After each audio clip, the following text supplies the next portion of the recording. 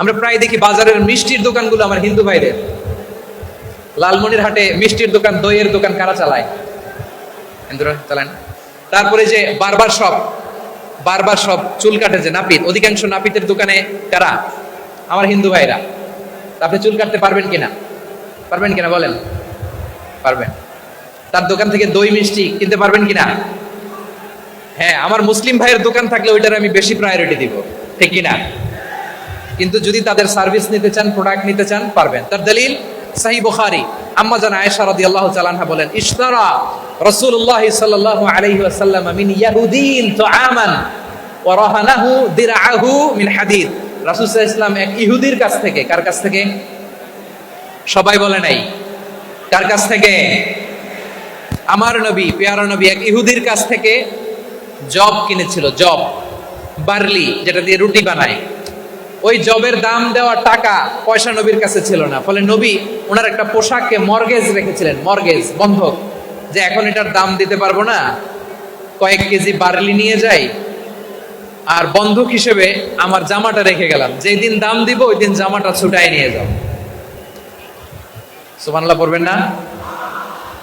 বাকিতে নিছিলেন, বাকিতে। দিরআহু মিন হাদিদ, লোহার তৈরি বর্ম, মানে যুদ্ধের পোশাক, লোহা দিয়ে বানানো। বিশ্বনবী বললেন, কয়েক কেজি জব দাও, টাকাটা পরে দিব, এখন টাকা নাই, বন্ধক হিসেবে, মর্গেজ হিসেবে আমার জামা রেখে গেলাম, যখন টাকা দিব জামা ছুটাই নিব। আওয়াজ করে বলতে হবে সুবহানাল্লাহ। এ থেকে বোঝা গেল অমুসলিমদের সাথে ফিনান্সিয়াল ডিলিং করা যায়, অর্থনৈতিক লেনদেন করা যায়, কেনাবেচা করা যায়, প্রোডাক্ট কেনা যায়। এমনকি আমাদের মসজিদে নববীতে বারান্দায় আপনারা একটা অটোমেটিক ফ্লাইং আমব্রেলা দেখছেন? সূর্য যখন বাড়ে মসজিদে নববীর বারান্দায়, ইয়ার্ডের মধ্যে অটোমেটিক্যালি কিছু আমব্রেলা আছে, সা করে খুলে যায়, আর সূর্যের তাপ লাগে না। আবার সন্ধ্যাবেলায় এই আমব্রেলাগুলো ওরা ক্লোজ করে ফেলে, দেখেন নাই না? দেখছেন? এই মসজিদে নববীকে সর্বোচ্চ উন্নত মানের কনস্ট্রাকশন ইনফ্রাস্ট্রাকচারে ডেভেলপ করার জন্য কর্তৃপক্ষ কিছু অমুসলিম ইঞ্জিনিয়ারের, ডিজাইনারের সহায়তা নিয়েছিল। সুবহানাল্লাহ বলেন। কোন দলিলের ভিত্তিতে? এই দলিলের ভিত্তিতে যে বিষ্ণু ঈসা ইসলাম অমুসলিমদের সাথেও লেনদেন করেছেন। আওয়াজ করে বলতে হবে আল্লাহু আকবার। শুধু তাই নয়, ইন কেস অফ ইমার্জেন্সি, প্রয়োজনে ইসলামের খাতিরে, ইসলামকে সামনের দিকে এগিয়ে নিয়ে যাওয়ার জন্য অমুসলিমদের সাপোর্ট নেওয়া জায়েজ আছে। সুবহানাল্লাহ বলেন।